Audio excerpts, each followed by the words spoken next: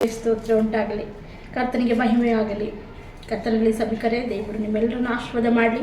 ಈ ದಿನದಲ್ಲಿ ನಾವು ವಾಕ್ಯ ಭಾಗ ಓದಲಿಕ್ಕಿರುವಂಥದ್ದು ಏನಂದರೆ, ವಾಕ್ಯ ಹೇಳುವಂಥದ್ದು ಈ ಒಂದು ಧರ್ಮೋಪದೇಶ ಕಾಂಡ 32ನೇ ಅಧ್ಯಾಯ ಅದರ ಒಂದು 35ನೇ ವಚನವನ್ನು ನಾವು ನೋಡ್ತಲಿದ್ದೇವೆ.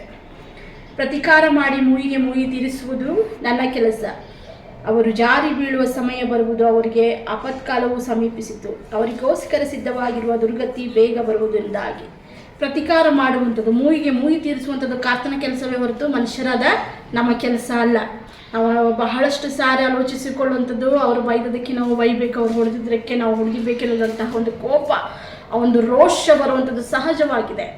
ಈ ದಿನಗಳಲ್ಲಿ ನಾವು ನೋಡುವಂತಹ ಕೊಲೆ, ಸುಲಿಗೆಗಳು, ಜಗಳಗಳು, ತಂಟೆಗಳು, ಈ ದಿನದಲ್ಲಿ ಕಲ್ಪನೆಗೂ ಮೀರಿರುವಂತಹ ಪಾಪದ ಕೃತ್ಯಗಳು, ಅದೆಲ್ಲವನ್ನು ನಾವು ಗಮನಿಸುವುದಾದರೆ ಅದಕ್ಕಾಗಿ ನಮ್ಮ ಹೃದಯದಲ್ಲಿ ಉಂಟಾಗುವಂಥದ್ದು ಏನಂದರೆ, ಅಯ್ಯೋ ಮೂಯಿಗೆ ಮೂಯಿ ತೀರಿಸಿರುವಂಥದ್ದು ನಾವು ನೋಡ್ತೇವೆ. ಅವರು ಕೊಲೆ ಮಾಡಿದ್ದಾರೆ, ಅವರು ಮೋಸ ಮಾಡಿದ್ದಾರೆ, ಅದಕ್ಕಾಗಿ ನಾನು ಹೀಗೆ ಮಾಡಿದ್ದೇನೆ ನನ್ನದಾಗಿ. ಅದರ ದೇವ್ರ ವಾಕ್ಯ ಹೇಳುವಂಥದ್ದು, ಪ್ರತಿಕಾರ ಮಾಡುವಂಥದ್ದು, ಮೂಯಿಗೆ ಮೂಯಿ ತೀರಿಸುವಂಥದ್ದು ನನಗೆ ಬಿಟ್ಟು ಬಿಡ್ರಿ, ನಾನು ನ್ಯಾಯ ತೀರಿಸ್ತೇನೆ. ಬೀಳುವಂತಹ ಕಾಲಗಳು ಉಂಟು.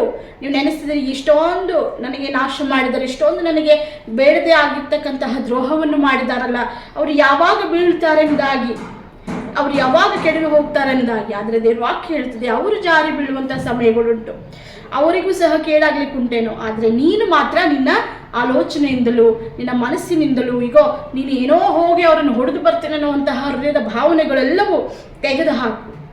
ನಿನ್ನ ಹೃದಯದಲ್ಲಿ ಕ್ಷಮಾಪಣೆ ಇರಲಿ, ನಿನ್ನ ಹೃದಯದಲ್ಲಿ ಅವರಿಗೋಸ್ಕರ ಪ್ರೀತಿ ಇರಲಿ ಎಂದಾಗ ಕರ್ತನು ಹೇಳುವಂತಹ ಮಾತಾಗಿದೆ. ಪ್ರತಿಕಾರ ಮಾಡುವವನು, ಮೂಯಿ ತೀರಿಸುವವನು, ತಿದ್ದುವವನು, ಸರಿಪಡಿಸುವವನು ನಾನೇ ಆಗಿದ್ದೇನೆ ಅನ್ನೋದಾಗಿ ದಿನ ಕರ್ತನು ಹೇಳ್ತಿದ್ದಾನೆ. ಕರ್ತನಲ್ಲಿ ಪ್ರಿಯರೇ, ಈ ಮಾತನ್ನು ದೃಢವಾಗಿ ಹಿಡಿದುಕೊಂಡು ಯಾರಿಗೂ ಸಹ ಮೂಯಿಗೆ ಮೂಯಿ ತೀರಿಸದೇ ಇರೋಣ. ಕರ್ತನು ನಿಮ್ಮೆಲ್ಲರನ್ನು ಆಶೀರ್ವಾದ ಮಾಡಲಿ.